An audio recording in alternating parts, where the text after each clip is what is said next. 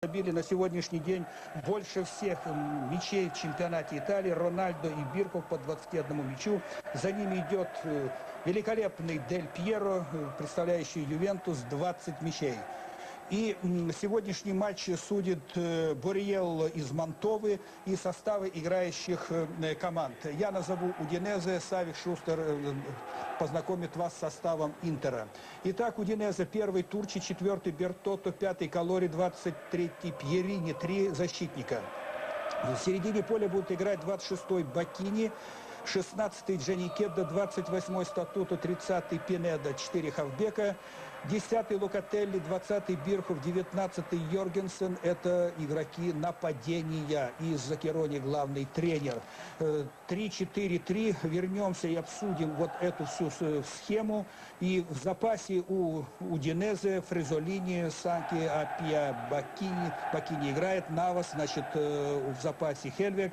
Навас и Поджи и Аморозо. Интер. Савик Шустер у микрофона. В воротах Пальюка первый номер, оборона 4 человека, либеро свободным защитником играет капитан команды Бергоми, в обороне Сартор 24-й, он был сейчас приглашен в сборную, кстати, 16-й Уэст и 33-й Колонезе. В полузащите на правом фланге Морьеро, в центре Куэ и Зе Элиас, 15-13 номера, и на левом фланге 4-й номер аргентинец Санетти. В нападении Саморано 9-й номер и 10-й номер Рональдо. Таким образом 4-4-2, классическая схема с свободным защитником Бергоми. Итак, вы слышали о расстановке игроков по тем амплуа, которые они представляют. Так вот, опять-таки взять Удинезе, 3 нападающих: Локателли, Бирхов, Йоргенсен. Хотя мы знаем, что Йоргенсен все-таки начинает сзади.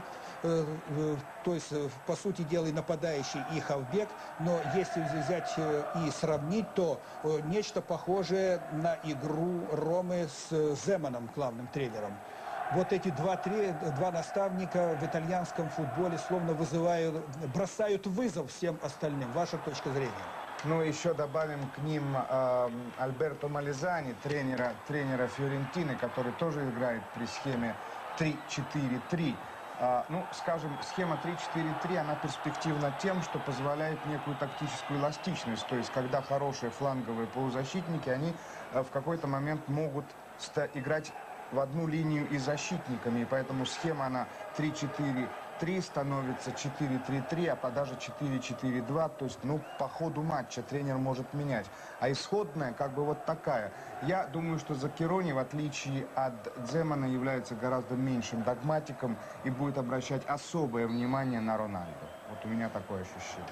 Так, но все-таки вот так 3 выраженных защитника в составе Удинезе, не является ли это своего рода авантюрой? Ну, мы сейчас разберем этот эпизод, естественно, где защита Интера дала возможность близкого расстояния пробить ближний угол, и там только лишь точная игра Пальюки спасла команду хозяев от гола. Вернемся, сфотографировали этот эпизод. И все-таки не авантюрно ли против того же Рональдо, которому то, что сказали, играть 3 защитниками? При том, что схема позволяет, так сказать, ее варьировать и интерпретировать так, как будет складываться ситуация. Ну, вы знаете, если судить по игре Фиорентины, которая при такой схеме с Интером уже играла 2 раза, играла успешно, хотя результаты об этом не говорят. Главное, вот тренеры такого рода, как Закерони и Малезани, считают главное выиграть противоборство в центре поля. И если контролируешь центр поля и не отдаешь возможность полузащитникам снабжать мячами Рональдо, то тогда против него становится легче играть. Вот такой кредо, правильный он или нет, сказать трудно. Мне так кажется, если я был бы тренером Удинезе или любой другой команды, конечно, я бы чего-то против Рональдо придумывал. Ясно, потому что он слишком непредсказуем. Вот теперь к этому эпизоду. Значит, здесь просматривается очень четко совершенно повышенное внимание к Бирхову. На него просто насели сразу несколько игроков в буквальном и переносном смысле, а Он до мяча не дотянулся, мяч всех пролетел, и там оказался игрок, 5-й номер Калори, игрок Удинезе, и бил с близкого расстояния. Но по, в общем-то, вратарским канонам Палюка и обязан был там находиться в ближнем углу по отношению к игроку, бившему поворотом. Поэтому там можно было забить только если опустить мяч на ногу и за всей силы треснуть под перекладину или в дальний угол. А головой забить было невозможно. И так вот можем назвать, что это был своего рода уже, так сказать, опасный момент, но у ворот как раз Интера. Толчок в спину — это Уэст, и правило, и игра продолжается. Счет не открыт 0-0. Ну, команды сейчас расположились таким образом, что и звезды на небосклоне, что пока Интер и Ювентус на сегодняшний день сузили, собственно говоря, они сузили прежде всего вот список претендентов на золотую медаль чемпиона Италии, так я скажу образно, да, на Скудетто. Все остальные будут вести борьбу уже за зону УЕФА. Но все-таки вот ни Удинезе, ни Лацио, как мне кажется, до конца со счетов сбрасывать не стоит. Вы правы, особенно Лацио. Мне трудно себе представить, что Удинезе будет бороться за второе место. То есть был такой шанс у Удинезе в матче с Лацио у себя дома. Если бы Удинезе, это было два воскресенья назад, если бы Удинезе выиграла этот матч, конечно же, мы бы говорили о другой совершенно ситуации в турнирной таблице. Но Лацио выиграл 2-0, и как бы тут все шансы Удинезе были потеряны. Но вот по первым минутам этого матча надо сказать, что Удинезе выглядит очень свежей командой, которая в прекрасной физической форме. Интер играет достаточно медленно, но мы уже в последних турах привыкли к тому, что Интер не очень хорошо играет в первом тайме, и потом вдруг начинает набирать обороты во втором. Но пока вот инициатива в самом деле в руках Удинезе, которая играет без никаких комплексов, просто прекрасно, абсолютно идет вперед, не обращая внимания, что перед ней все же команда, которая борется за первое место. Но вот к этому еще можно добавить один факт, что отнюдь не легче матч сегодня у Ювентуса. Ювентус играет в гостях у Эмполи. Эмполи борется в самом деле за выживание. И там 3 очка выиграть в Эмполи будет очень-очень сложно для Ювентуса. Будем следить, не лишнее напомнить уважаемым телезрителям спортивного канала НТВ+, о том, что Удинезе выиграла у Бари 2-0, и Бирков забил 2 мяча. И вы помните, что Интер одержал победу то в гостях у Ромы со счетом 2-1, и оба мяча провел Роналдо. И вот таким вот образом эти 2 центральных нападающих обеих команд являются лидерами соревнований бомбардиров. Вот почему, так сказать, и представляется еще по этой причине интересный матч. Кто кого. Это такой своеобразный заочный, в общем-то, спор. Хотя они встречаются каждый в своей команде сегодня, но я не думаю, что они сойдутся. Может быть, только если при каких-то стандартных положениях кто-то из них прибежит в штрафную помогать своим. Скорее всего, Бирков как лучший играющий головой. Но, тем не менее, мы видели и Рональдо не раз в своей штрафной площади в том или ином эпизоде. Но это редкий случай. Итак, сейчас получил право Интер на штрафной удар вместо левого крайнего. Да, все-таки, как вы заметили, да, что Симоне не до конца еще доверяет форме Джоркаефа. Хотя мне показалось, что он уже потихонечку обретает себя и, в общем-то, выглядит таким же, каким он был и раньше. Мне тоже так показалось в последнем матче с Ромой. Но мы не видели Джоркаева в составе Интера ни в Москве, и вот не видим его сегодня. Верно, таково вот тактическое решение Симоне, но он его видит каждый день на тренировках, наверное, ему легче судить. Хотя мне показалось, что вот особенно в матче в Риме тандем Рональдо-Джоркаев был очень эффективен. Я согласен. Вообще-то вот появление Саморано — это недвусмысленно дающее понять, что вот эти 2 игрока, Саморано, Рональдо, очень мощных, очень темпераментный Саморано, очень работоспособный, он двигается гораздо больше, чем Рональдо. Это ударная сила, хотя и сам Рональдо уже таковым является, это раз. Но вдвоем они, естественно, создают больше проблем в защите соперника. Еще и почему? Потому что Саморано двигаясь очень много, перемещаясь из фланга на фланг и отходя в глубину, постоянно на скорости, причем это еще оказывает и силовое давление, такими своими перемещениями, движениями создает определенные предпосылки для Рональдо, в виде свободных мест, куда тот будет врываться. И помним со «Спартаком», какой пас он ему выдал, тот вылетел 1 на 1, и дальше уже, как говорится, разобрался с нашими словно на тренировке. Вот мне думается, что этот замысел Симоне должен сработать, мне думается, в первом тайме. Потом у меня такое чутье, что Симоне Самарано заменит.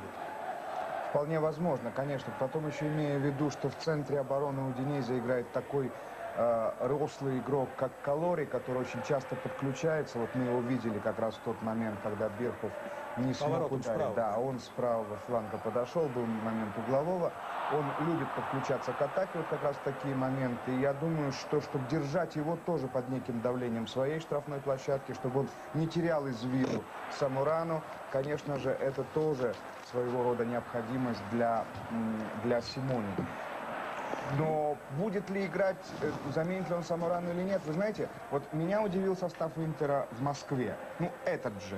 То есть Морьеро плюс Самарано плюс Рональдо. Практически 2,5 нападающих. Мне показалось это слишком дерзко. И первые 25 минут матча со «Спартаком» вот показали, что это было достаточно дерзко. Все проигрывал в центре поля Интер. Но дерзко сегодня и Удинезе предлагает сыграть в 2,5 нападающих Локотелли, Бирхов, Йоргенсен. Но она-то весь сезон так играет. Интер ведь только вот в последних играх так играет, а весь сезон играл-то совершенно иначе. Понимаете, вот меня вот это вот, ну, конечно, тут выигрывать надо в любом случае. Тут нет никакого выхода у Интера. Но это наша беседа, это своеобразный такой прием, вот сосредоточение внимания на самом, пожалуй, интересном в этом матче. И я еще одну деталь добавлю, вот к тому, почему играет или не играет Джуркаев. Это возможность, я не говорю, что это обязательно так. В составе Интера 3 игрока, Бергоми, Куэ и Джуркаев, которые в случае желтой карточки будут дисквалифицированы на следующий матч. А следующий матч — это матч с Ювентусом, решающий матч сезона. Поэтому я могу предположить, что, может быть, он хочет его сохранить, Симоне, Джуркаева, на матч с Ювентусом, потому что играют они в гостях. Вот такой, и когда играешь на чужом поле, такой игрок, как Джуркаев, он полезен, понимаете, и не рисковать его сегодня, где желтую карточку он может получить, и тогда все. Ну и не забываем о том, что в Интере, конечно, в запасе целый ряд выдающихся просто-напросто футболистов. Такие, о Джуркаеве много говорили, еще Пауло Соуза, а еще Кану. Ну, мы просто вот с большой симпатией вдвоем с Авиком относимся к игроку по фамилии Кану. Это действительно, ну, уже готовый игрок, он только ждет, когда уже окончательно ему доверят место в составе, или когда Симоне поймет, что он окончательно восстановился после болезни. Ну, в общем-то, мы вокруг и около, в хорошем смысле, достаточно побродили с вами. Я думаю, что сейчас мы уже будем больше конкретизировать наш разговор относительно того, что происходит на футбольном поле. Ну, вот наш игрок был Йоргенсен, подключившийся к атаке, и, кроме того, игрок, который, в общем-то, где-то напоминает мне многих игроков итальянского футбола, вот такого амплуа. Ну, не Деливио это, конечно, тот помоторней, будем говорить попросту и без затей. Но вот такой же Недвед, скажем, в таком же плане, между прочим, играет и Хельвег, не так ли? Да, только с другой стороны. Ну вот. Вот почему-то Хельвег в сегодняшнем матче не участвует. Для меня это несколько странно. Хотя мы пытались конкретизировать, но вот увидел фамилию в запасе Хельвега, и еще чуть-чуть буквально мы позволим себе авторское отступление. В чем тут дело? А вот вы посмотрите, на скамье Удинезе 10-й номер Поджи, 7-й Аморозо и Хельвег. То есть как бы люди, которые были ключевыми в прошлогоднем успехе и в успехе Удинезе в течение вот первой части сезона. С точки зрения Закирони, они вот в данный момент потеряли форму, другие игроки лучше себя чувствуют, и вот он абсолютно без никаких убрал их из основного состава. Да, но в жизни Удинезе были несколько неприятных таких периодов, когда команда вдруг потеряла немного себя и понадобилось серьезное хирургическое вмешательство. И Дзакерони вдруг посадил на лавку сразу нескольких игроков, других выставил, сыграли удачно против Бари, Бирхов 2 забил, и тут же сразу Удинезе вроде бы как воспрянула. И вот посмотрите, сегодня играет против Интера пока так, что мы не имеем никакого основания говорить, что Интер истинный хозяин положения, как хозяин стадиона. Ну, игра идет в Милане, в том самом стадионе, где они его делят, Милан и Интер. Да, да, нет, конечно, Удинезе очень уверенно играет, несомненно. Сейчас подает Валем, подает угловой. Он, кстати, не был заявлен в основном составе, просто надо со временем выяснить, вместо кого он играет. Вот. Ох, какой момент был. Это Бирхов бил поворотом прямо в угол. И если бы там не защитник, он молодец, остался до конца в воротах. И Палюка не успевал в броске. Защитник защитником, но так как в таких ситуациях вратарь всегда чуть-чуть впереди ворот, то тут уже должен был лететь за мячом в броске, а он этого даже и не сделал. И если бы не защитник, быть бы голу. Обратите внимание еще раз. Ну, конечно, удар нанес мощный поворотом. И все-таки молодец защитник. И опять навес, опять Бирхов, опять удар головой. Ну, здесь надо сказать просто для тех, кто не знает Бирхова и в то же время и недостаточно еще его представляет. Мало того, что он высокого роста, он хорошо прыгает, а самое главное, он очень удачно выбирает позицию. Верно? Да, и время прыжка. Да. Время прыжка. Вот он, конечно, Уэсту очень будет сложно с ним играть, потому что все время в поисках вот этих мячей Бирхов, а его уже коллеги по команде, они уже знают, как ему этот мяч подавать. Конечно, очень он будет опасен. Но вот и обратите внимание, как жестко в прессинг играет Удинезе, начинает прессинговать уже во штрафной площадке Интера, не дает дышать абсолютно полузащитникам Интера, которые не любят играть в одно касание, любят так мяч остановить, повозиться, посмотреть. И Удинезе абсолютно не дает этой возможности полузащитникам Интера. Вот как раз пытался на Йоргенсена сыграть полузащитник Удинезе, не получилось. Вот вы говорили о Йоргенсене совершенно правильно. Я бы его скорее сравнил с таким игроком, как Ди Ливио. В самом деле, ну, Ди Ливио почти 30 лет, больше опыта. Вот Морьера тоже приглашенный в сборную на матч с Парагваем. В среду вот Самарано подает. В самом деле Йоргенсен похож на Ди Ливио. Я думаю, он может даже пойти вот по этому пути карьеры. Ему только 22 года, ему еще надо приобрести опыт.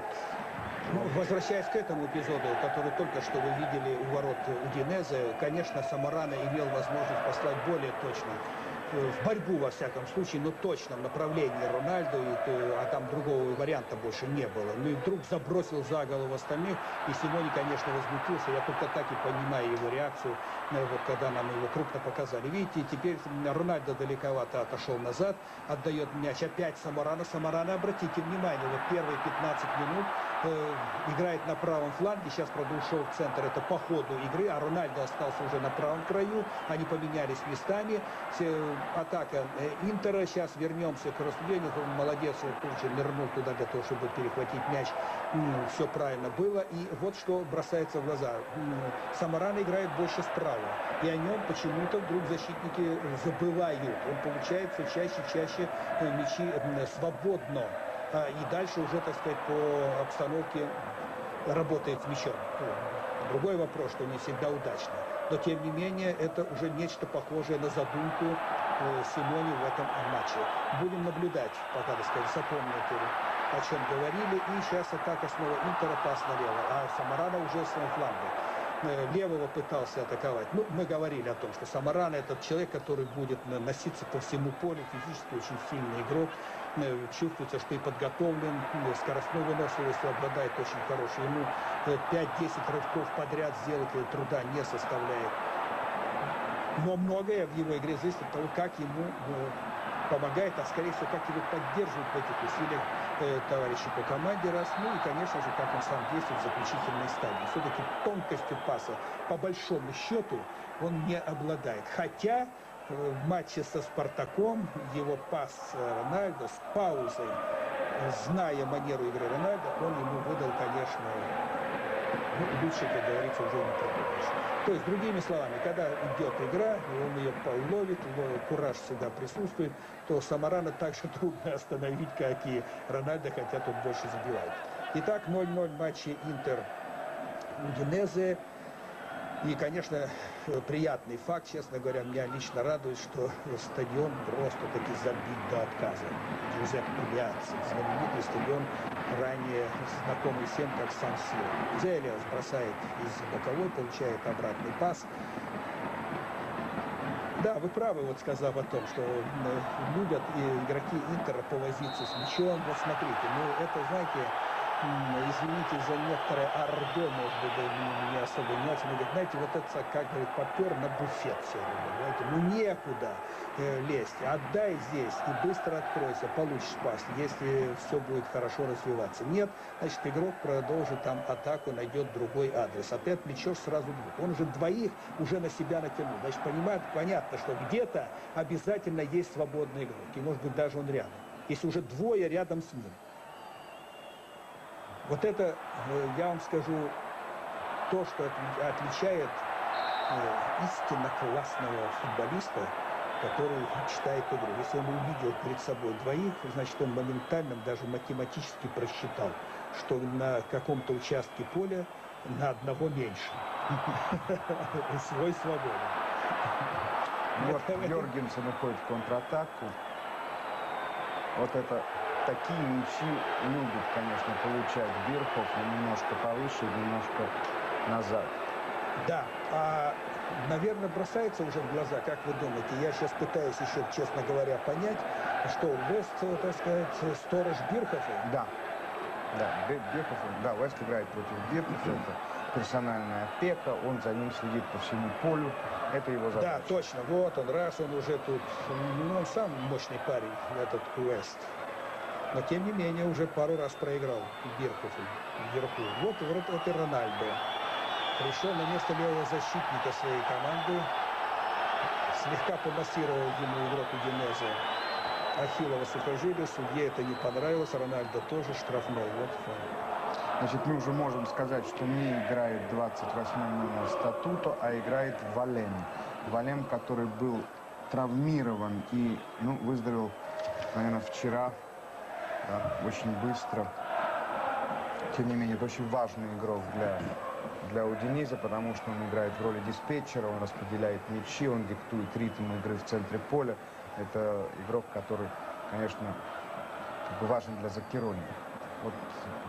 Наши телезрители понимают, что мы ведем этот матч под картинку, как мы говорим, из студии Востанкина, о чем Кирилл Кикнадзе говорил, перейдя в 21-ю студию из 20-й в беседе с вами в кадре. Так вот, нам за несколько минут, ну, где-то за 10-15 прислали составы команд, наши коллеги.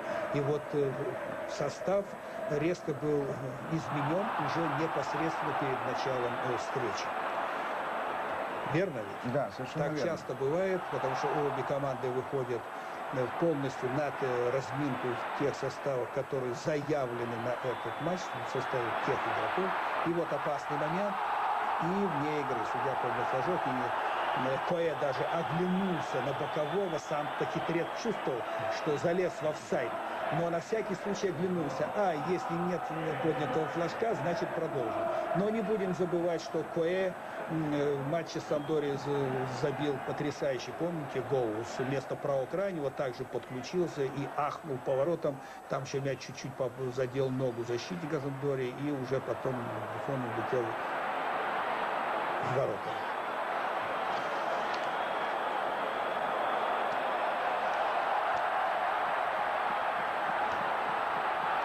Так, Интер продолжает вот сейчас в эти минуты терзать оборону Удинезе, но все-таки те выходят из положения, отдают центральный круг, Бирхов отходит назад, это тоже иногда с ним случается. с тем, чтобы освободиться от Уэста, а тот, словно ниточкой к нему привязан, убежал туда же. Это напоминает иногда те сцены, когда держали Эдуарда Стрельцова. Он уходил на бровку перешнуровать бутсу. Валерий Маслов, динамовец знаменитый, стоял возле него и смотрел, как этот великий игрок занимается вот такой вот прозой. Но они еще, как два приятеля, успевали, так сказать, и похохмить по этому случаю, а затем возвращались на поле и продолжали, вот, так сказать, бегать, ну, скорее, Маслов за Стрельцовым. Рональдо на левом краю. О, как, слушай, ну это уже ювелиры, я вам скажу. Вы посмотрите, да, очень пас, красивый как выбрасывал нежность мяч на Самарано. Ну, пас, конечно, сильно отдал Рональдо, посмотрите. И тем не менее, вы посмотрите, как Коэ красиво, чуть-чуть погладив мяч, сбрасывал его на Самарано. Но, я повторяю, он как бы продолжил чуть-чуть полет мяча, изменив капельку направления, чтобы помягче опустить его на голову Самарано. Но все равно тот не успел. Красивый эпизод, не правда ли? Очень красивый эпизод. Конечно, если был бы забит гол, это был бы один из самых красивых мячей чемпионата, конечно. Традиционная диагональная передача. Йоргенсен рванулся, но не успевает Панюка на месте. И вот Уэст получает мяч. Но рядом с ним Бирхофа нет. Бирхоф за Уэстом не будет следить. Он выше этого. Да, наверное. Но сейчас игра выровнялась, команды нейтрализовали друг друга, надо сказать. Игра стала менее зрелищной. Она сейчас в основном идет борьба в центре поля, идет борьба за каждый мяч, вот как мы видим. Морьеро нарушает правила. Это Пинеда, как мы видим, получил небольшую травму, но даже ее травмой нельзя назвать. И сейчас вот матч продолжится. Ну, пока пауза. Мы с вами не встречались. Я сейчас имею в виду ситуацию розыгрышем Кубка УЕФА. И после игры со Спартаком, в нескольких словах, вот после этого эпизода, вообще задумка была очень хорошая, но чуть-чуть бы пораньше приподнять мяч надо было бы совсем неплохо. Да, это Бакини играл 26-й номер. Вот мяч уходит за боковую.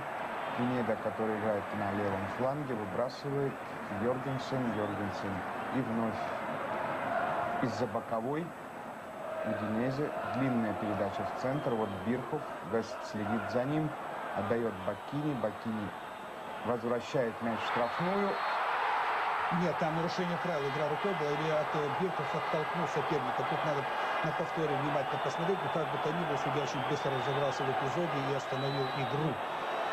И он тут совсем рядышком даже был, все видел. Посмотрим сейчас этот эпизод. Да, здесь был толчок рукой соперника, почему и игрок Интер, принимая мяч на бедро, потом и сыграл даже рукой, но только потому, что левой рукой Бирхоф соперника толкал. Так что судья все сделал правильно. В двух словах, о чем писала пресса и как она комментировала успех Интера в матче со Спартаком? Ну, с энтузиазмом, естественно, потому что выиграть на таком трудном поле, притом вот Рональдо, вот типичный Рональдо, как он уходит от всех, да, и желтая карточка получает Калори. Так, вы поняли, да, уважаемые телезрители, что тут происходит? Игрокам Интера показалось, что Рональдо убегал 1 на 1, и вот нарушение правила было фолом последней надежды. Значит, игрока надо удалить с поля, показав ему желтую карточку. И даже апелляция к боковому арбитру. Одним словом, инцидент был сейчас исчерпан. Бергами поговорит с арбитром. Тот ему растолкует, что к чему. Я имею в виду арбитра Борьелла из Мантовы, который судит эту встречу. Калори получает желтую карточку за то, что сбил Рональдо. Ну, конечно, это Рональдо. Вот он пробрасывает сразу мяч между двух. И все время, ну, он уходил далеко во фланг. Давайте вот с этой точки зрения хорошо будет видно. Один его зацепил, пытался второй, но потом решил не трогать, а рванул туда в центр обороны. Рональдо уходил во фланг, а не прямо против ворот. Судья поступил, с моей точки зрения, правильно. Ваше мнение? Я тоже, он интерпретировал в этом случае правила. Он просто он мог, конечно, если он был очень фискальным человеком, вот таким, да, вот просто вот так и никак иначе. Вот Рональдо бьет. Мурьера нарушает правила, или что произошло, кто-то получает желтую карточку.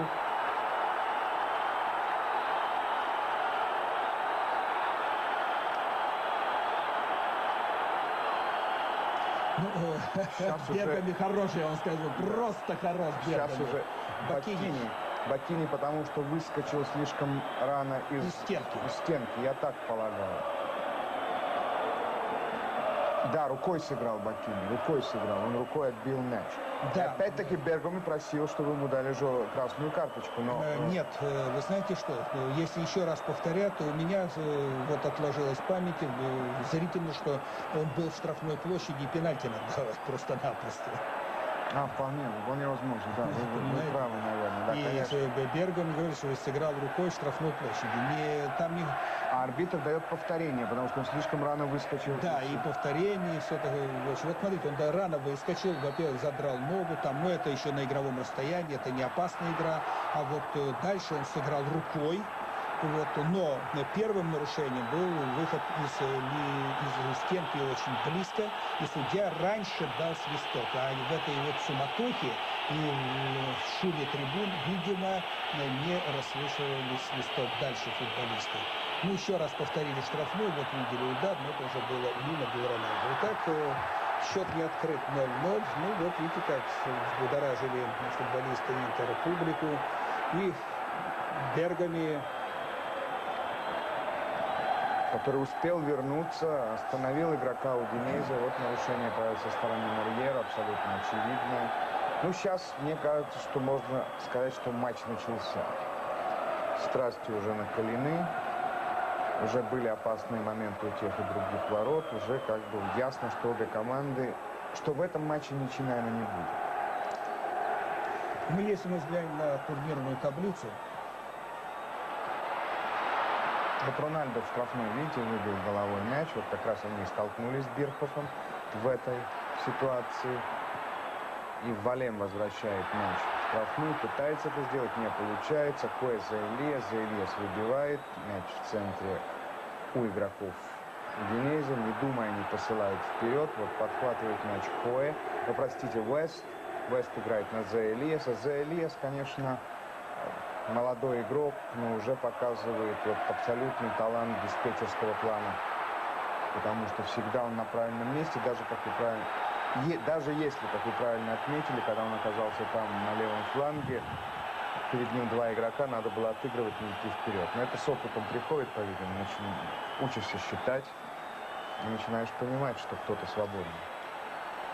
Я не забыл о том, что я уже посмотрел турнирную таблицу, и все-таки, как будет только пауза, мы...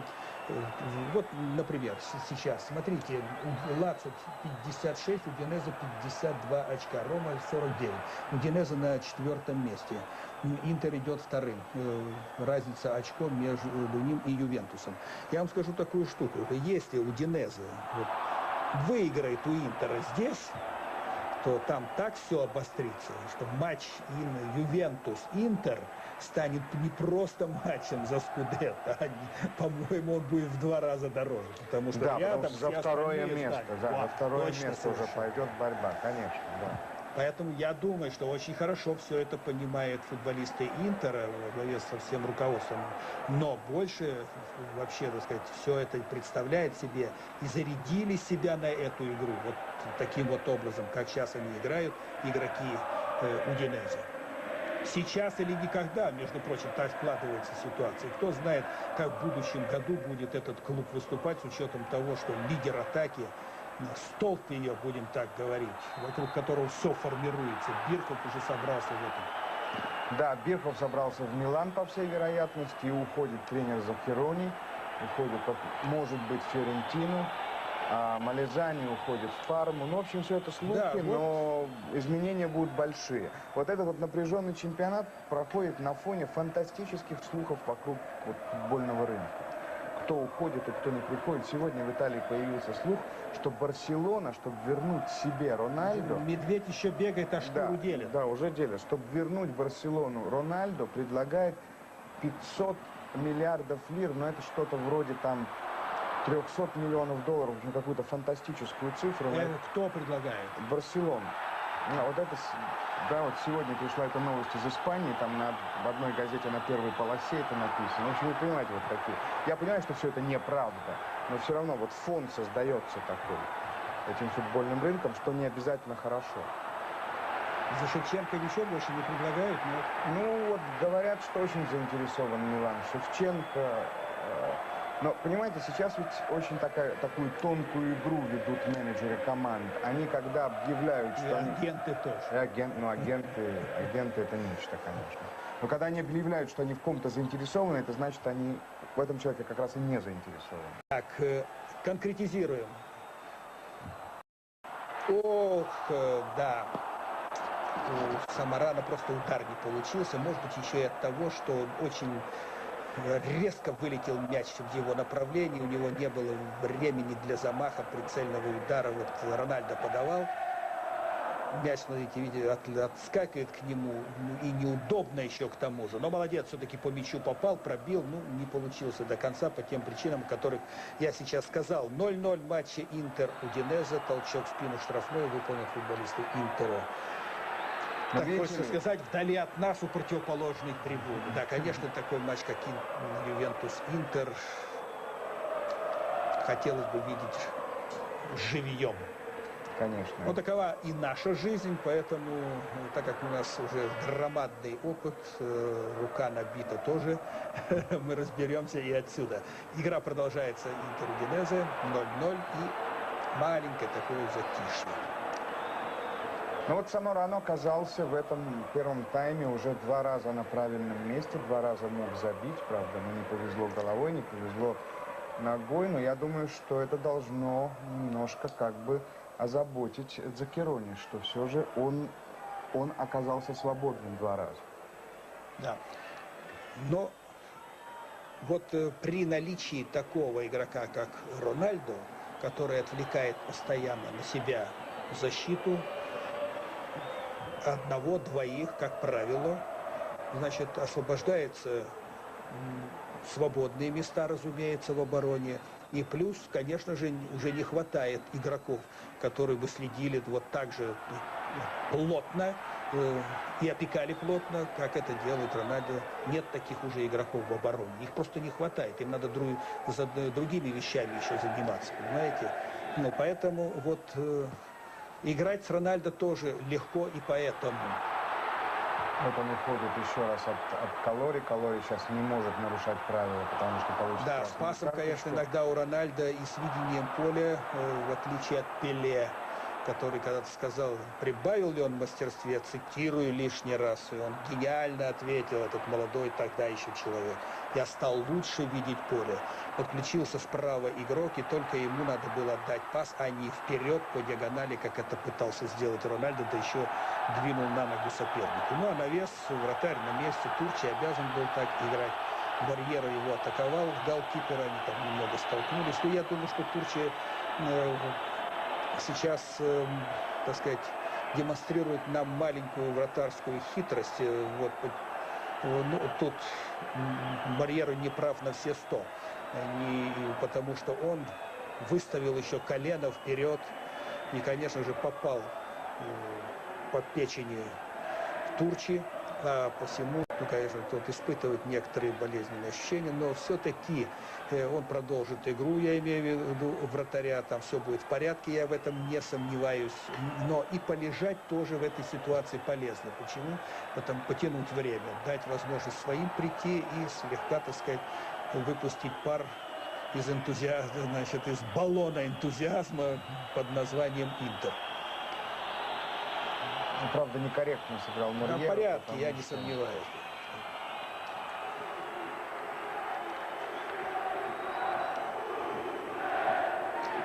Вот если бы он коленом ему врезался вот в область ребер, это было бы уже хуже. Там дыхательные мышцы, там уже было бы больно и не очень комфортно. А так, я это ощущаю, между прочим. 0-0 в матче Интер-Удинезе. Игра рукой. Желтая карточка. Вот Бакини получает, что ли? А нет, это Нет, Бертотто. Это Бертотто. Я подумал, Бакини, он уже рукой один раз сыграл, одну желтую получил. Но Да, рискуют уже игроки. пошел бы Удинезе. отдыхать. Да, рискуют игроки Удинезе вот такую игру. Да, игра рукой была рука. Вот только что, вот видите, игра рукой. Штрафной выполняет игрок Интера. Вот туда, ох, какой момент был. И да, понятно все, понятно. Значит, так как он бил по мячу, то другого варианта уже у него и не было. Как пробить мимо. Вот посмотрите, сейчас я вам покажу. Вот смотрите, как он подсел. Он бил в верхний угол сознательно. Потому что перед ним была группа игроков, и по низам пробить было сложно. И тут даже и свои мешали еще, по-моему, это Рональдо был. Ну, вот поэтому у него оставался один вариант пробить поворотом верхом, а для этого он как бы подсел под мяч, но переборщил слегка. И опорная нога там далеко от мяча была. Это вот такие первые, самые верные признаки, то, что мяч полетит выше, и попытка сразу же пробить только вверх. Ну, если бы попал, конечно, было бы классно. А это уже проверял свой Палиуку. Но там было нарушение обошлось. Правил опять со стороны Берхова, который оттолкнул Уэста. Но, конечно, то есть, ну вот игра протекает, уже заканчивается первый тайм, почти минут 7 осталось добавленного времени. Конечно, 7 минут, это тоже много времени. Однако, у того и другого тренера очень много вариантов на скамье. Так что тут игра, она будет, в самом деле, я думаю, что будут менять и схемы игры, и картину игры. Тренеры, несомненно, вот по ходу этого матча. Я не знаю, довольны ли они первым таймом. Я думаю, что тренер Интера, несомненно, может быть доволен, потому что Интер вот продолжает создавать опасные моменты. Ну, если вы правильно совершенно заметили, что Интер, как правило, первый тайм проводит ниже своих возможностей, как бы присматривается к сопернику или дает ему возможность порезвиться и потратить энное количество сил, а потом Интер берется во втором тайме сам за дело и уже, так сказать, терзает на всю катушку соперника. Но сейчас он уже разыгрался и не на шутку в первом тайме. Как дело пойдет во втором, да еще с учетом того, что прибавит, то Удинезе будет нелегко. И поэтому в этой ситуации мне очень интересно, как все-таки сыграет этот клуб провинциальный против команды северной столицы Италии. Собственно говоря, там все сосредоточено сегодня. В Турине, Ювентус, Милане, Интер. Надеемся, что и Милан из пепла восстанет. Ну, Милан — это все же экономическая столица Италии, в такой же степени, в которой... Милан во всех случаях Милан. Да, это Милан. Как Спартак. Милан клуб, не Милан город, вы имеете в виду.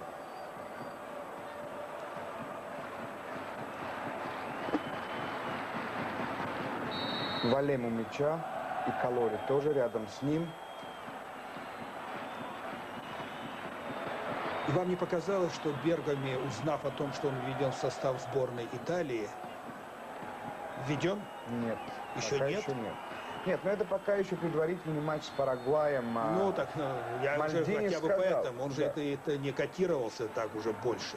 Нет, ну вы понимаете, то есть Мальдини сказал, что ему не нужны те игроки, которых он очень хорошо знает в сборной. Он хочет попробовать, он хочет немножко поэкспериментировать.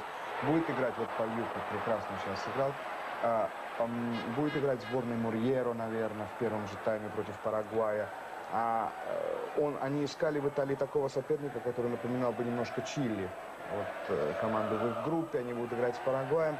Но истинный состав, вот, который поедет во Францию, будет объявлен 18 мая, после Да, но мы же не чемпионата. будем забывать о том, что после Феррары сильнее, чем Бергами, даже несмотря на его уже возраст, сильнее все равно сегодня нет. Из итальянцев, я имею в виду, играющих в чемпионате в серии А. Не, несомненно, Бергуми, у него прекрасный сезон в этом году. Я тоже думаю, что он вот Морьеро пытается передать кому-то из двоих. Да, за Элиасу или Рональдо это не получается. Но я думаю, что Бергуми остается кандидатом, конечно.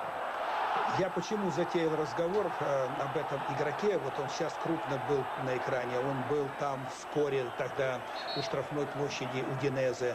И вообще вот наблюдая очень внимательно за его игрой, как только он где-то там появляется, анализируя эту игру, и вот прихожу к выводу, что он играет, я бы сказал, с большим подъемом. Он всегда так играет. И другого у него, так сказать, и нет в принципе. Но вот сегодня где-то старательность немного вот выше, нежели в других играх. Я, например, объяснил это тем, что вот слухи и разговоры вокруг его персоны, слухи, связанные со сборной чемпионата мира, знаете, это добавляет все-таки в душе. Ну, конечно, особенно такому игроку, как Бергуми, который практически начал карьеру в 1982 году в Испании. Это как бы последний раз. Да, где выиграл чемпионат мира и играл финал против Германии. И, конечно, закончить карьеру в составе во Франции было бы просто для него вот такой очень угловой, красивой да. точкой, скажем так. Вообще это было бы правильно, даже по большому счету. Но другие мотивы еще руководят, и национальные интересы превыше, наверное, так сказать, иногда вот таких вот нюансов и порывов. Как бы неуважаем был игрок.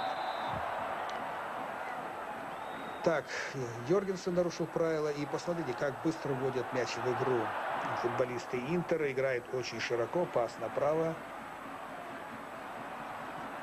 Вот есть Рональдо стал маневрировать очень много играет. даже в этом матче, пытаясь освободиться от пикунов. Ну вот игрок, который немножко как бы остается в тени, это 10-й номер Удинезе. Нет, 10-й номер Удинезе Локателли. Да, вот на него, я думаю, возлагал много надежд Закерони в этом матче. Он очень подвижен, он бьет с любого положения. Сегодня мы его практически не видели. Вот очень неплохо отработал на флангах Йоргенсен. А Локателли мы не видели вообще. Вот опять саморан. Все-таки, я думаю, Симони несет коррективы в игру, и прежде всего за счет выхода другого игрока, другого направления. То есть либо Кану, либо Джоркаев. Точно, да. Потому что много холостой работы. Да, хотя вот это уже похоже на такое очень-очень-очень жесткое давление Интера. Просто зажали на своей половине поля они Удинезе, не дают им выйти абсолютно. Под таким давлением, конечно, и ошибиться не трудно. 2 минуты добавляет судья. Маловато как-то. Да, как-то даже незаметно полетит время, между прочим. И мы о нем забыли.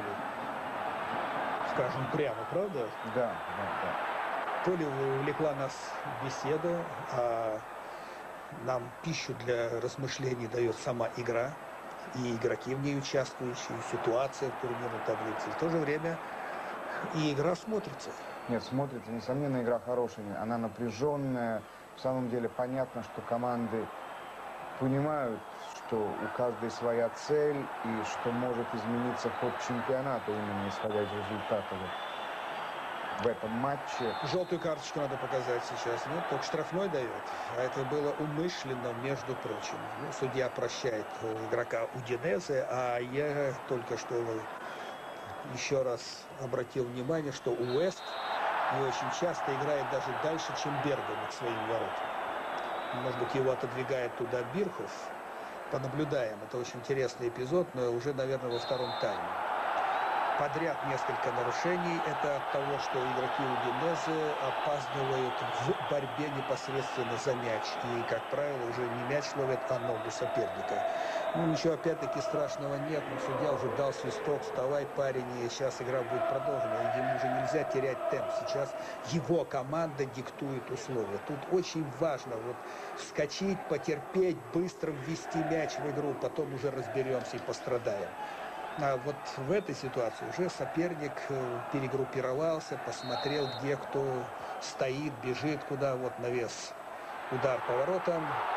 Осматривал и точно замечено, что не было сейчас замен пока еще на вторую половину. Ну, обычно, редко, да, правда, в итальянском футболе происходит такое, что команды играют без замен.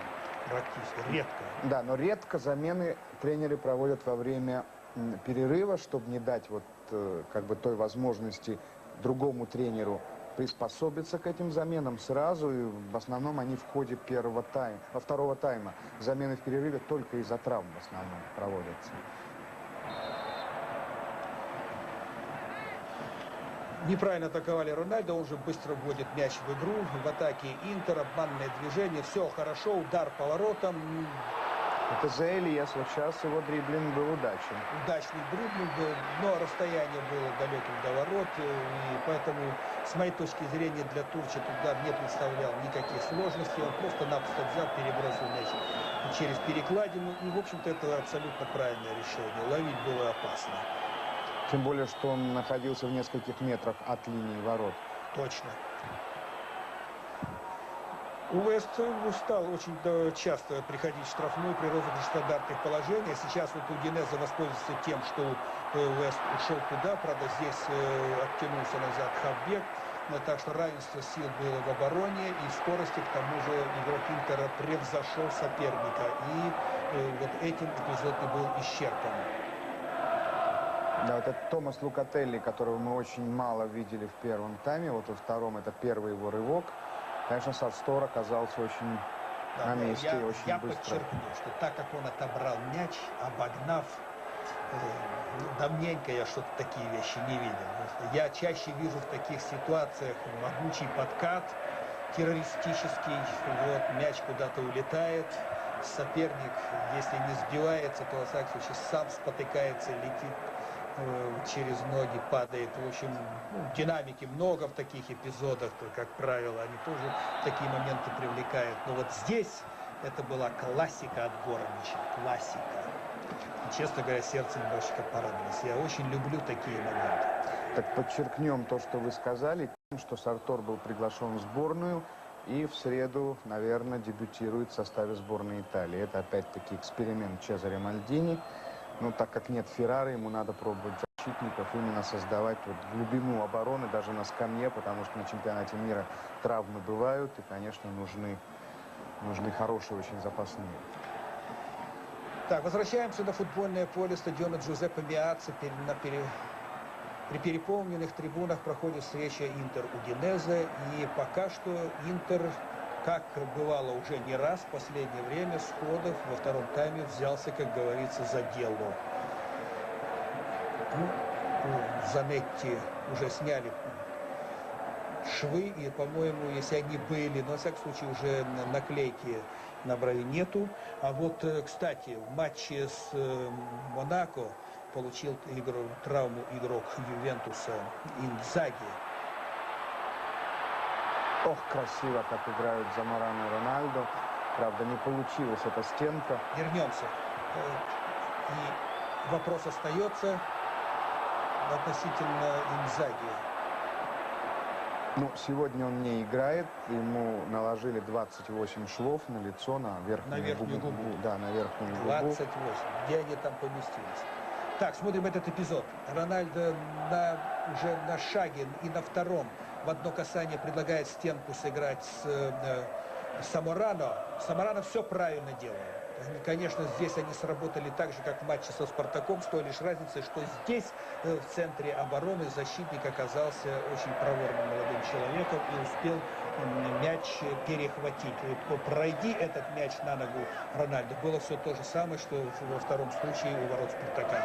Ну а дальше уже вы сами все видели прекрасно. Этот эпизод мы, наверное, достаточно ярко проиллюстрировали. Своим комментарием счет не открыт 0-0. Полное преимущество сейчас Интера. Пока что Удинезе ничего не предлагает другого, как только лишь держать оборону. Попытки перейти в контратаку, ну, пока очень робкие, да, и возможностей тоже по большому счету нет. 0-0. Такое на бедро ловит игрока напрасно абсолютно, потому не понял ситуации, не оценил, потому что мяч уже был в Локотеле потерян, он пришел на ногу и футболисту Интера. Бирхов сбрасывает, будет удар поворотом, чуть-чуть опоздал. Это Йоргенсен, по-моему. Да, Йоргенсен, и их очень неплохо против него сыграл Сартор, потому что не дал ему абсолютно никакой возможности обработать мяч или ударить сходу. Вот сбрасывает очень хорошо Бирхов. Вот если бы сейчас игрок Интера не выставил руку как шлагбаум, вы видели, да? Да. То все. В принципе, это нарушение. Но в таких эпизодах, в общем-то, конечно, судьи снисходительны, будем откровенны. И вот по этой причине вот этого маленького шлагбаума Йоргенсен и опоздал с ударом. А когда уже пробил, то мяч попал ему на ногу с отскока и пошел, естественно, уже выше. Вот возвращается Бирхов, Вот, помогает в полузащите. Сзади, пас Да. назад, тут же себя предлагает, уже участвует в атаке. Гелевио, ничего не скажешь. Нет, Хороший Йоргенсен очень хороший игрок, конечно. Просто вырос в этом сезоне ощутимо. Но вот я вижу, Бирхов отходит, часто помогает в полузащите, явно ощущают некие трудности, особенно в центре поля игроки Удинезе. Я думаю, вот уже готовятся замены. Закирони уже попросил игроков разогреваться. Я думаю, что как раз вот в этом секторе и будет что-то изменено в составе Удинезе. Опять Рональдо с мячом. Бертотто играет против него неплохо. Вот Локотели стал играть гораздо более активно в этом втором тайме.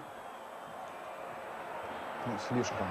А вы заметили, как вертикальная Рональдо передача. бросился в борьбу? Опять-таки, опаздывая уже в работе ногой, он тут же выставил руку. Обратили, да, внимание? Да, да. 1-1 тот эпизод против Йоргенсена в штрафной площади.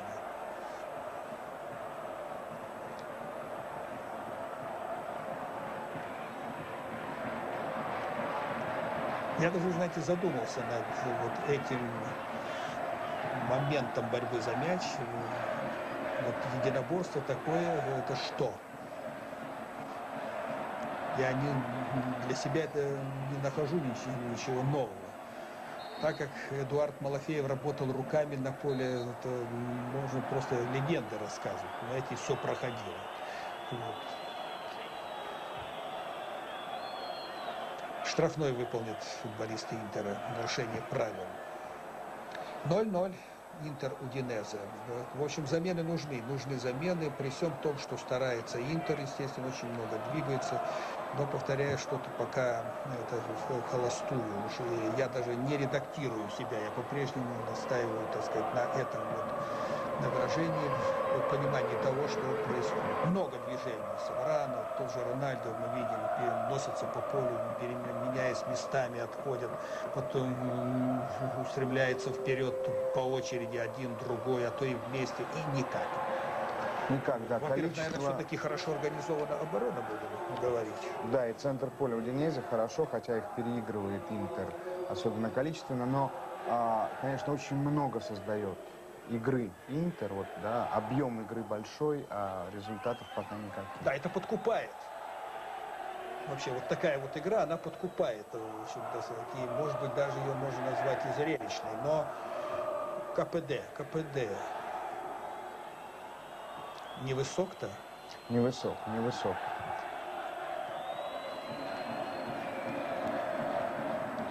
Вот Морьеро пытается уйти, он как раз вот тот связующий игрок на фланге, но в отличие, скажем, таких игроков, как Гелевио и Йоргенсен, он немножко более техничен и более опасен, когда он атакует. Это в самом деле человек, который в дриблинге может уйти от любого соперника, особенно когда он вдохновлен.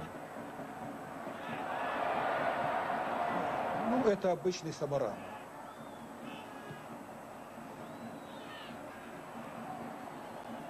Бирхов на Локотели, Локотели. Да, не туда не сыграл. Йоргенсену, конечно, Да, надо туда, было брать. Бакини Правильно, надо вы было, абсолютно конечно. верно делаете замечание. Туда на правый фланг надо было сбрасывать мяч головой. Красиво, а? Вот Морьера, да. Да, классный мяч. Вот это да. Это уже по высшим футбольным меркам. Удар Самарана был хороший, направленный в дальний угол. Все так, как полагается вот, в развитии этого эпизода и в его завершении. Смотрите, посмотрел игрок, зрячий, все делает подачу, на опережение работает Самаран и бьет в направлении дальнего угла, но Турчик безукоризненно выбирает позицию. 0-0 Интер Удинезе.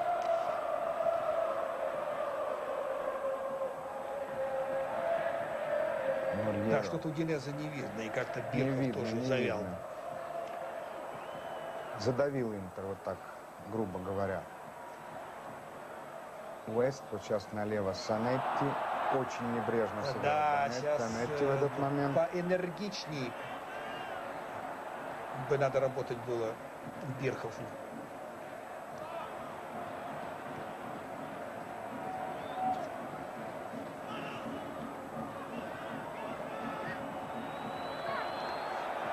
Вы знаете, вот я сейчас подумал, будет очень обидно, если Удинезе проиграет игру, которую не так скрупулезно тактически выстроили до игры. И вот как они тщательно это все отрабатывают на поле. Единственным, так сказать, но во втором тайме, в конце первого, я помню, вот уже с самого начала второго, они в атаке малоубедительны. В начале первого тайма гораздо у них было лучше в этом плане. Опа, удар поворотом будет. Нет, тут был удар, конечно, но помешал игрок. Удинезе, и вот смотрите, хорошая возможность для контратаки, но только надо шире играть, шире уходить во фланг.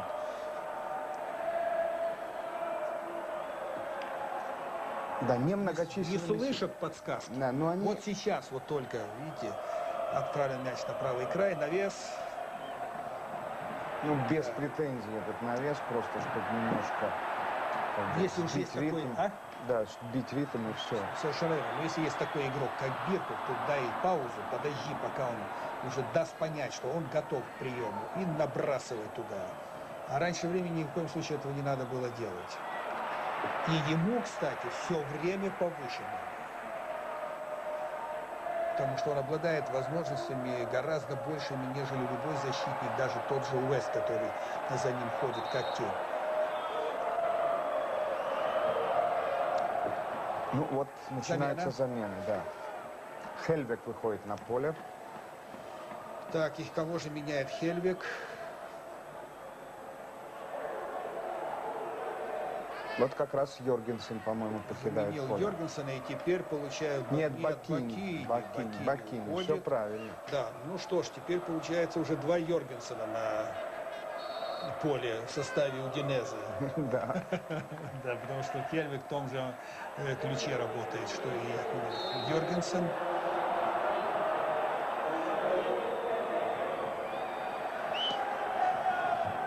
Ноль-ноль. Да, сейчас значит, что? Нет, вот я был прав. Йоргенсен вышел с поля. Мне вот показалось, я же лицо как бы узнаю. Тогда один Йоргенсен. Хельвик. Только теперь уже, наверное, справа он будет. Вот надо посмотреть. Да, он будет играть справа, конечно, Хельвик всегда играет справа, но в принципе должна немножко посвежее выглядеть сейчас Удинезе. Я думаю, что Закерони был озабочен тем, что проигрывали очень много противоборств игроки Удинезе в центре поля. Но с точки зрения атаки ничего пока не изменится. Мне вот кажется, что слишком изолирован Бирхов, что он вот там один все время. И... Ну, может быть, это от того, что сейчас больше все-таки команда из Удина занята обороной. Поэтому его там оставляют, так сказать, столбиком. И стой, родное, мы о тебе не забыли. Вот, как только будет возможность, поиграешь. Ну, я повторяю, ему надо все, если играть верхом, то ему надо повыше набрасывать, конечно, мяч. Вот, видите, как он работает. И вот, казалось бы, это все должно быть уже разучено до миллиметра. Раз туда набросили мяч, значит, уже не один, а два игрока должны нестись сюда в площадь ворот, потому что есть только один вариант у него – играть вдоль ворот, что он грамотнейшим образом сделал. Но один-то игрок, и тот отстал. Ну, и Палюка поэтому спокойно обыграл. А Ох, вот как опасный сыграл момент, забивай. Пинеда прекрасно. Так. Ну вот. Да нет, ни офсайда этого самого пенальти там не было, нечего возмущаться игроку Удинезе. Там все было нормально, там надо было раньше бить поворотом. Или ставить так корпус, чтобы игрок из Интера уже не подобрался. Вот и все. Смотрите, во-первых, он здорово как объехал всех. Вот там он от Коэ ушел великолепно. И вот здесь сразу надо было укрывать мяч корпусом. Посмотрите, он пробросил. Бергами нарушал правила. Достигает его другой. Он подлаживает мяч себе под левый. Вот сейчас должен ударить. А забыл об игроке, который его догнал. Вот этот же опять игрок с мячом и будет угловой слева. 0-0 матче Интер-Удинезе. Да, Пинеда вот заиграл он сейчас вот во втором тайме, вот в этих двух эпизодах. Вот еще раз, вот просто, знаете, классический эпизод. Все внимание на мяч, но контроль, все понятно, да. Его, конечно, так сказать, задел слегка игрок. Ну, это настолько... Колонезе, да, но это за такое пенальти давать нельзя. Это... Знаете, это было бы скорее наказанием, нежели премией.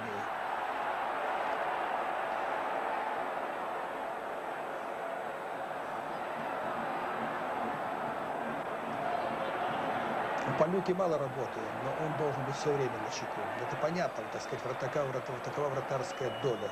Вот вы знаете, вот в этом некотором бездействии атаки Удинезе есть некоторые опасные очень такие тенденции. В любой момент этот непредсказуемый, я вас цитирую, относительно надо, Бирхов, даже Джоркаев. Что вам я говорил? Да. Так вот этот Бирхов, так же, как и Рональдо, может забить в самый, казалось бы, неподходящий момент. Но пока что ни тот, ни другой этого не сделали, а другие тоже. 0-0. И Кану выходит. Это сразу двоих меняет? Да, сразу двоих меняет. И выпускает двоих. Да каких? Это вот, опять-таки, возвращаясь к первому тайму, о чем мы с вами размышляли, что замены будут. Потому что надо, так сказать, в механизме что-то поправить, иначе слишком много холостых ходов.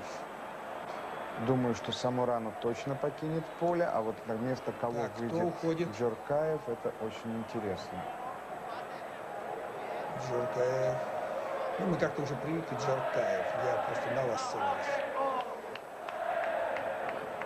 Мурьеро. Мальера ушел, Джоркаев вышел. Ну, это одно амплуа. Стоит шанс, что Джоркаев сейчас свежее и сюда. И что я вам говорил, что Самарана заменят? Ну, он отбегал, отыграл, потерзал Пора оборону. переходить в Интер. Если возьмут. Не возьмут. У них денег не хватит. 0-0. 0-0. И вот новые игроки. Новая игра. Вопрос.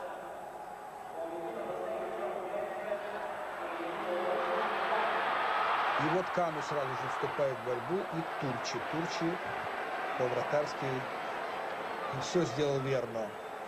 Ну-ка. Рональдо в какой ситуации пытался остановить мяч. Оставить его у себя. Это...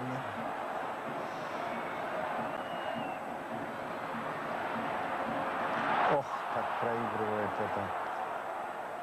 этот момент Вест. Нарушает правила Локотелли. Локотелли зря разводит руками, выключился из игры, и соперник начинает атаку со своей половины. Пас Рональдо, тот отыгрывает партнеру. Джоркаев отдает на правый фланг. 20 минут сыграли команды во втором тайме. Счет не открыт 0-0. Хорошая игра в стенку по задумке, но по исполнению нет. Из-за боковой Интер бросает. И новая игра, поразмышляем. Новая игра, потому что Коэ будет сейчас играть на правом фланге вместо Мурьеро. Джоркаев будет играть под нападающими. Дзе Элиас оттянется на метров 10 назад. Будет играть разыгрывающего. Так что, в принципе, новый Интер.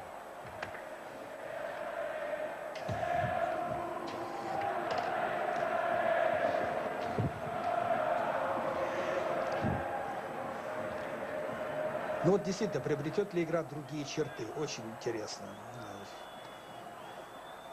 Вот Занетти. Удар поворотом.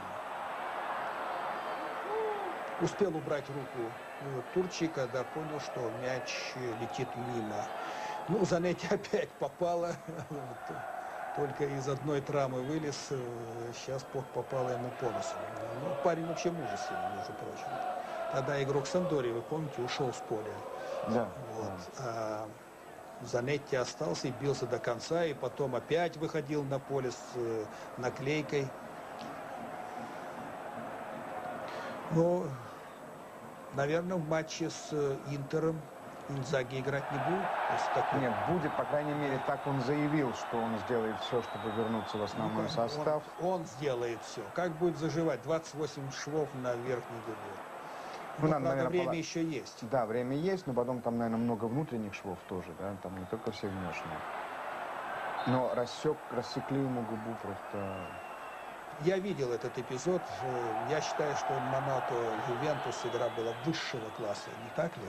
Мне тоже так показалось, потом имею в виду мокрое поле, конечно, но тем не менее ритм был высочайший, техническое исполнение, я уже не говорю о голе забитом Дель Пьеро, но и Монако играла прекрасно, надо сказать, просто атаковала все 90 минут. Вот сколько я видел Монако и в чемпионате Франции, мне довелось понаблюдать, я вам скажу, что ни разу я такой игры не видел. Ну, а здесь 0-0. Удинезе Бергами с мячом играет с Вестом. Вообще пара защитников, так сказать, ничего такая образовалась у Вест Бергами. Да, очень неплохая, очень надежная. Потому что ошибок они, конечно, совершают очень немного. Вот Локотелли с мячом. Ну, Бирхов, конечно, в игре головой виртуоз. Вы видели, как он сейчас нежно сбросил мяч на ногу партнеру? Джоркаэф с мячом. Ну, вот в этих... Одно касание из глубины поля и Кое, да. туда. Вот Кану. Кану. Нарушение правил, конечно. Вот Кану не просчитал развитие атаки. Если бы он чуть раньше оценил ситуацию, то он бы не стал делать вот этого хода туда, в середину. Потому что за спиной, вы видели, там открывался игрок, и вся зона правого защитника была свободна.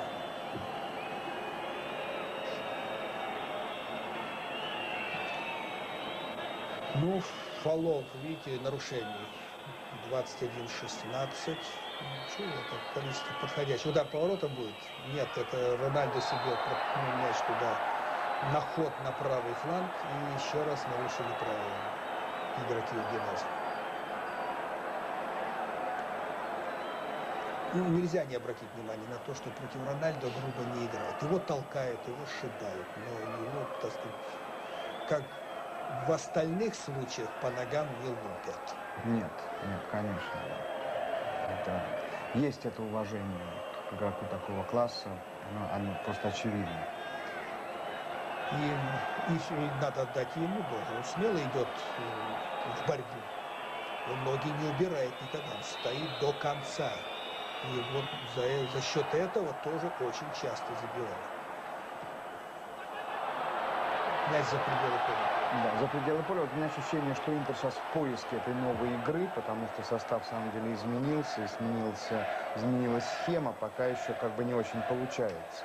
Ну, сразу, вы знаете, вот с той игры, которая была до этого в исполнении одних, перейти на другую и резко, так бывает нечасто. Ох, ошибается Колонезе, вот Локотелли. В таких ситуациях он обычно хорош, закопался, просто опоздал, конечно. А момент был очень хороший. 1 на 1 против Колонезе, он на скорости мог, конечно, войти в штрафную и ударить. Судья тут должен был свистеть, между прочим, в пользу Интера. Вы видите, солнечная погода в Милане 19 градусов.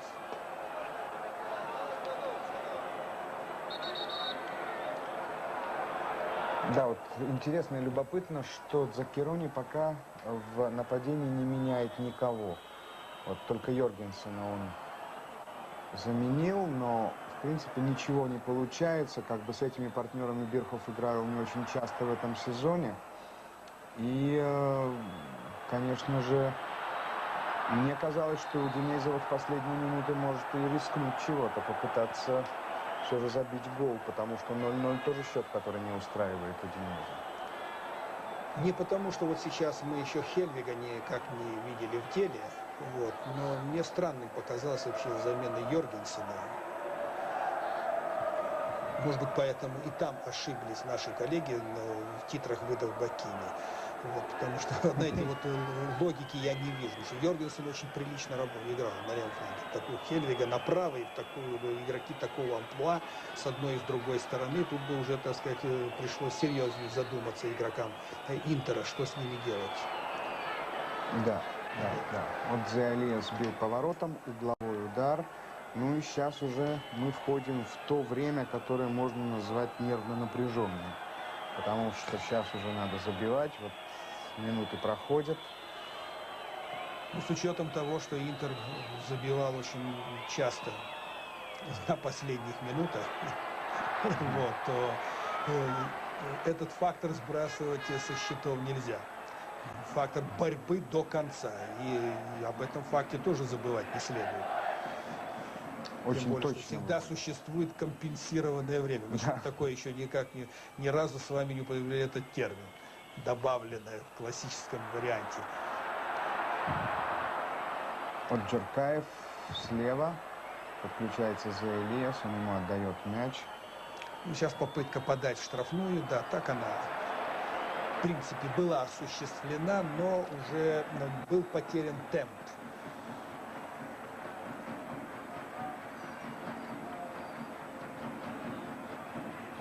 Да, Бирхофу все чаще приходится отходить назад, а Уэст идет за ним, вот он его толкнул в спину, штрафной. Это объясняется только тем, что Бирхоф уже сам, вы помните, вы правильно сказали о том, что он остался как-то отрезанным и заскучал.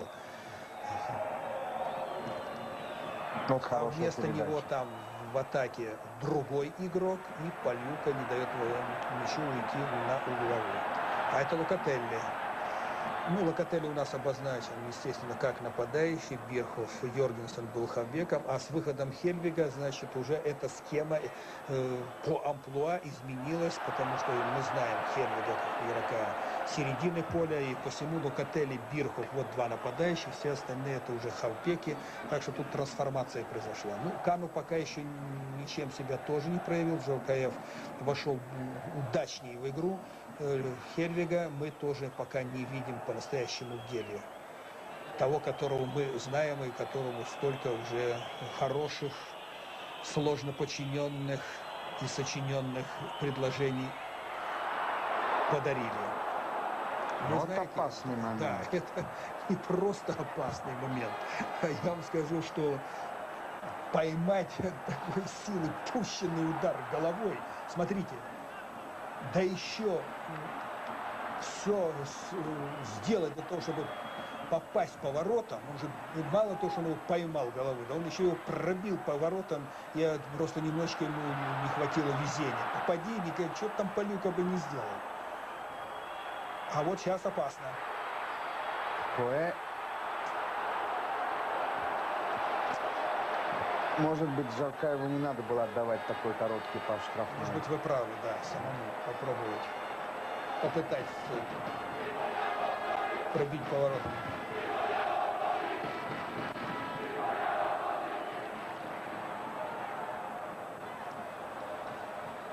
Ну, в принципе, Джакерони ответил на вопрос, который вы поставили в самом начале. Не слишком ли рискованно играть против Интера 3-4-3? Вот он убрал Йоргенсена, поставил Хельбека, изменил тактически схему своей команды. И сейчас немножко игра выровнялась, надо сказать, особенно в центре поля.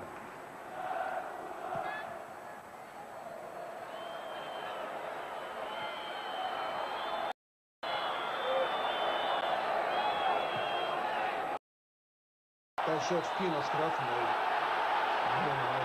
Почему возмущается его Интер, если толкнул в спину?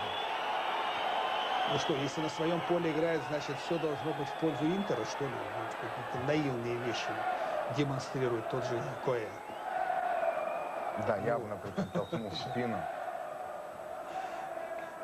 Даже неприлично толкнул в спину. Ну вот, рукой сыграл Уэст на сей раз. но ему не дают желтой карточки.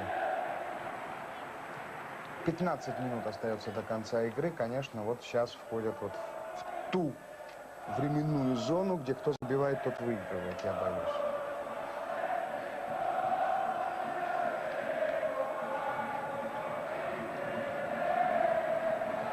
Вот это непонятно. Что хотел этим пасом сказать игрок Удинезе, непонятно.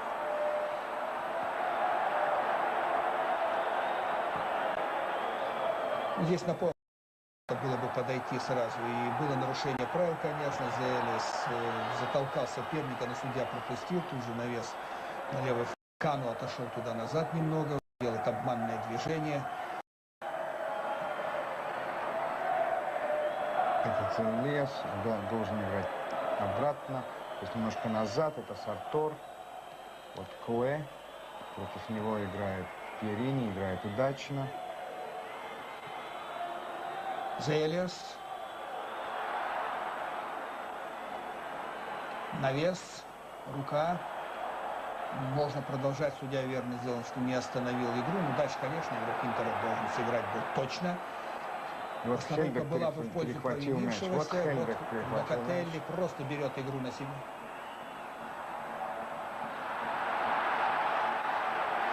Мне тоже показалось, что было нарушение, но вот судья решил иначе, притом боковой видел это прекрасно и не поднял флажок. Куэ на правом фланге. Зелес, как мне кажется, что передерживает в этом матче мяч Вот, постоянно. Зелес. Да, вот в том эпизоде, когда там уже потом уже выпал из кадра игрок, вот это был Хельбек, я сказал Локотелли. Я делаю поправку. Вот Локотелли, так сказать, в своем амплуа действовал, но до конца не получилась атака его. Сейчас уже Рональдо. Вот в чем Рональдо, конечно, необыкновенно силен. Он никогда не теряет контроль над мячом.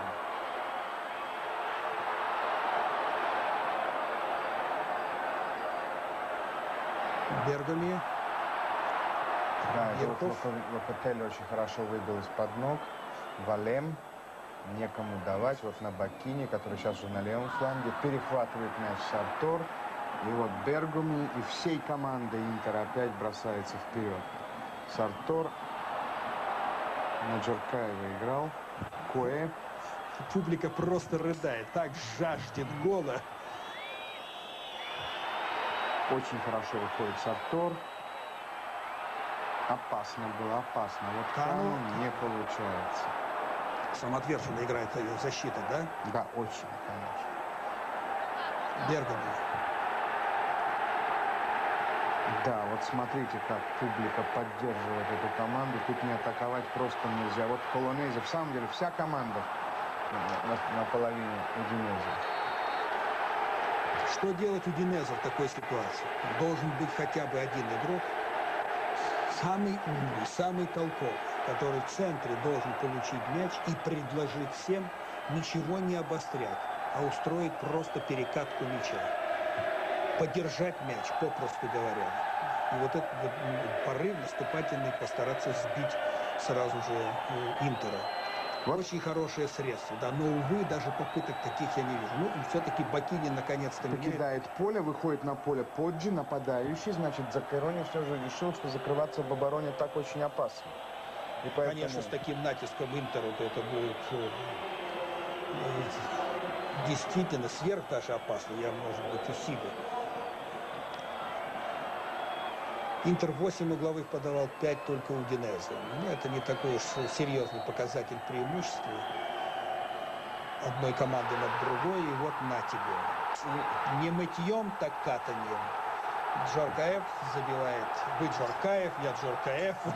Ну, в общем-то, забивает мяч, потому как Турчи вылетел как на пожар, не добрался до мяча. Не сыграл, защитники, да нет, защитники тут ни при чем, тут виноват коллега. Сейчас будут повторы.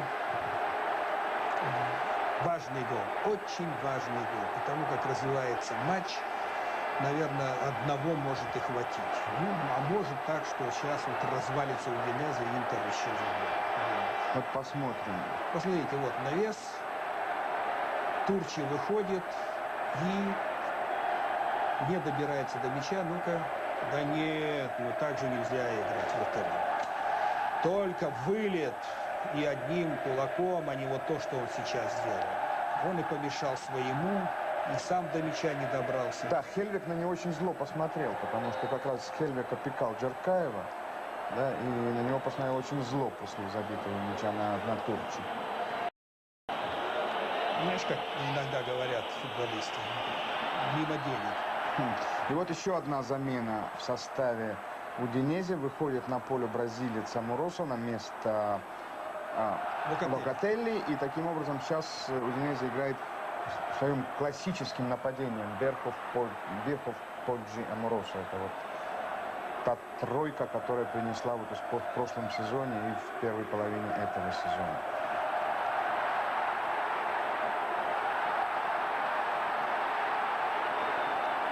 Но мне кажется, что очень трудно будет забить гол Интеру, потому что Интер просто выросли крылья у этой команды. Вот после этого гола, конечно, и болельщики поддерживают. Интеры команда второго тайма. Вот на протяжении всей второй половины, если только забыть о моменте более даже случайном, нежели закономерном, когда Бирков там в прыжке пытался переправить мяч в сетку, он могло счастье улыбнуться, а его же партнер-то просто не пасовал, а бил поворотом. Это уж, так сказать, за счет реакции Биркова, роста прыжка все так получилось. Очень динамично. А во всем остальном играет в атаке только Интер. Вы правы, всей командой. Уже по люке пора туда убежать. Вперед. Вот Сартор, который в этом матче отыграл просто прекрасно. Джеркаев, как хотите, надо договориться. По-французски Джеркаев. Если уже француз, то... Ну, Джеркаев. Хотя есть претензии на его происхождение и у нас в России.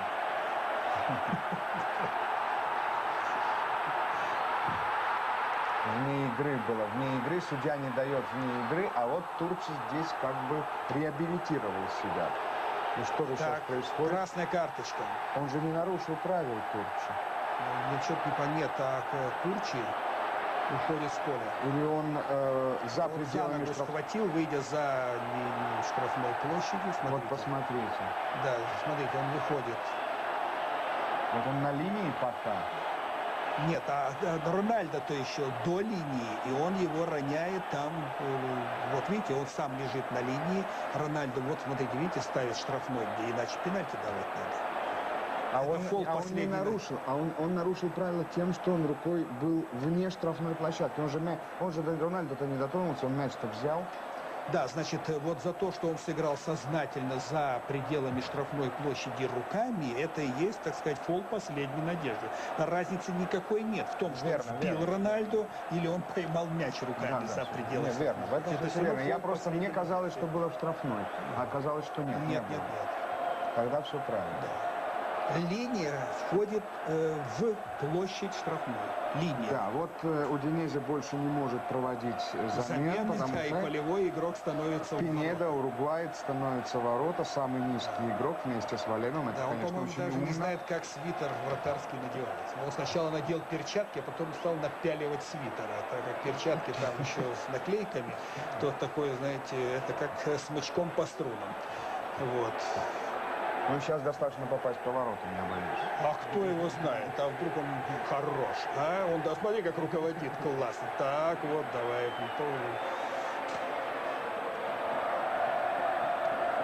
Самое главное, что он высокого роста. Ну-ка, я готов. А даже интересно, честно. Слушайте, игра приобрела совсем иные краски.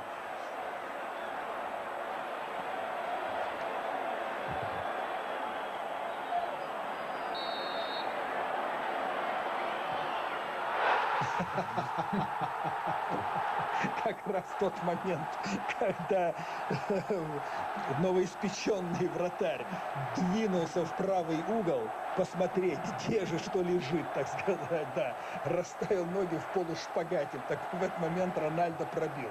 Естественно, вот, ну, жаль парня, конечно. 2-0 Рональдо забил, 22-й. Да, вы правы, только попасть по воротам. Да. Вот он, видите как, он как раз вот так нам показали не очень хорошо. Ну, поэтому вот момент, когда бил Рональдо, чуть-чуть на долю секунды раньше, голкипер двинулся вправо и туда в центр, вправо двинулся и попался на встречном движении, поэтому его бросок, конечно, был уже липовым. 2-0. Хотелось бы увидеть повторение. Ну, правда, только попади. Но стенка-то, это же был дырявый забор просто-напросто. Она разбежалась в разные стороны, боясь, что игроки испугались, что мяч попадет в них, и это будет больно. Честно сказать, это даже неприлично. Я не виню вратаря здесь, мы просто разобрали, что, как и почему произошло. Но мужики, стоявшие в стенке, испугались мяча, разбежались, и он там пролетел в этот дырявый забор. Плюс еще этот вратарь, так сказать, 2-0.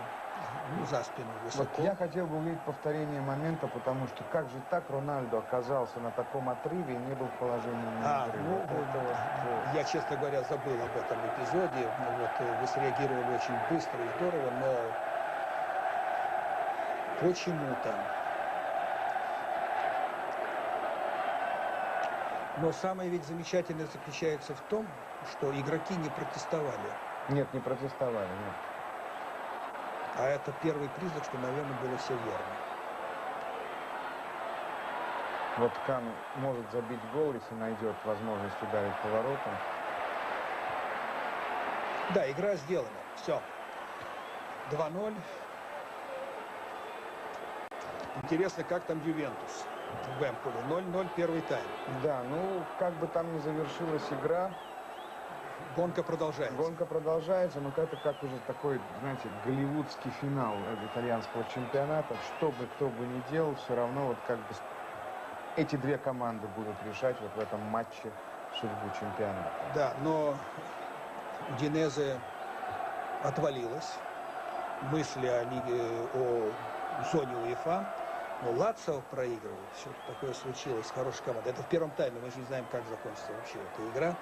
Естественно, вечером на спортивном канале НТВ+. Попозже мы сообщим все результаты. А что, хорошо, здорово вышел и поймал, а? Да? Да, да.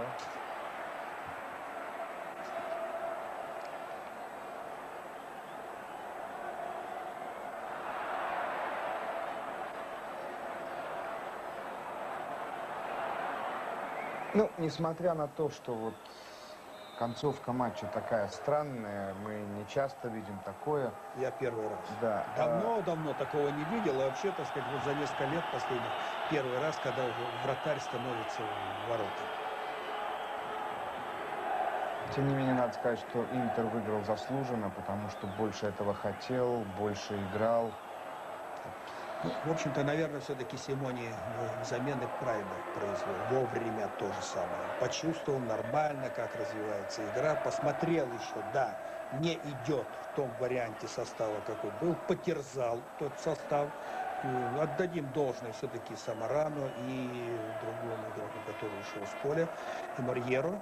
Вот. И вот они все-таки заставили поработать соперника, тот подустал, они выпустили свежие силы, удачно вошел прежде всего в игру Джоркаэс. Не так ярко Кану пока что. Обычно он заметнее, правда? Да, он заметнее, несомненно, да. Итак.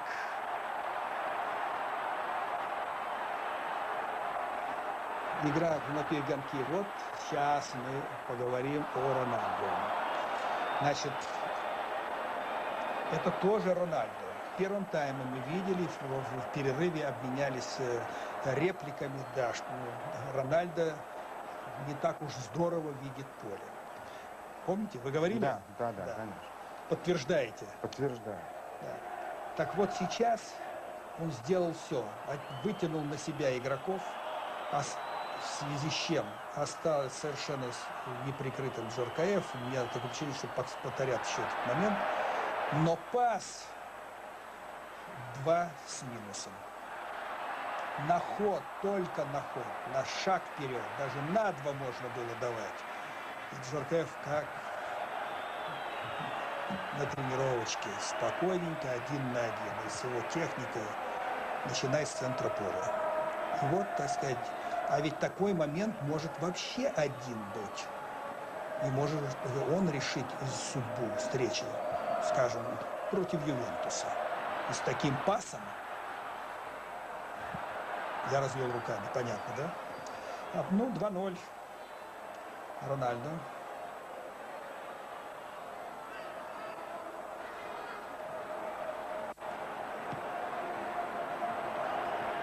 Ну, сейчас уже Интер доигрывает, были И, добавлены между прочим, 4 если мы минуты. вспомним, опять-таки, продолжение этого разговора, игру с Самдорией, да, когда Куэ забил, ведь пас-то надо было отдать Саморано, который вообще находился в гораздо более выгодной позиции, почти против ворот.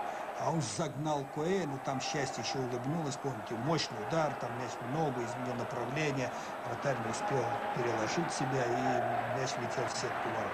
Говорят, там трудновато было винить, но мяч-то отдан был не тому, так все удачно сложилось. Вот в первом тайме, опять я помню, вспоминаете, и вот сейчас вот, Джоркаеф. Так что здесь резерв для роста Рональдо. Да, конечно, да, конечно. Ну, надо Игра сказать, в что пас и видение поля. надо сказать, что он улучшается с каждым годом. Думаю, он улучшится и в этой сфере, вот, в видении поля. Но пока, конечно, это Не это Пеле. недостаток. Нет, это не Пеле. И не Марадона, Это- кстати. Но забивает. Забивает много, забивает красиво. 22 Бирков не забил. Опа! Мощно очень, да, очень мощно, но под слишком острым углом. И поэтому попасть было крайне сложно.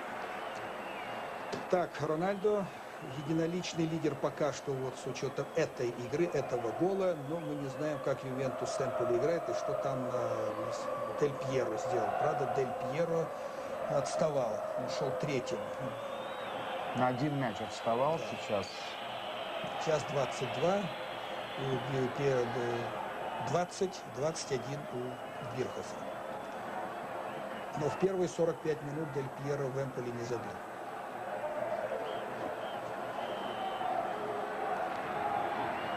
Штрафной? А, нет, это выбивает в поле. Да, выбивает в поле.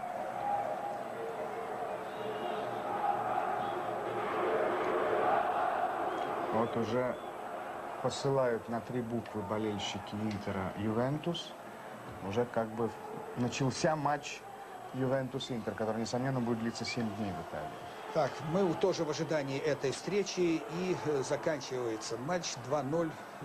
Интер выигрывает у Удинезе. Ну что ж, все по делу.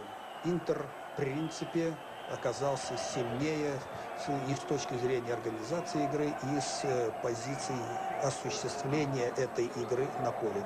Симони просчитал все верно, как мне кажется. Но все-таки фактор гола сыграл очень серьезную роль. Но из этих факторов и складывается матч. Вот таким он получился. Ваше мнение? Ну, я думаю, что вот мы 3 раза на этой неделе видели Интер. С Ромой в Риме 2-1, в Москве 2-1, и вот на своем поле против Удинезе 2-0.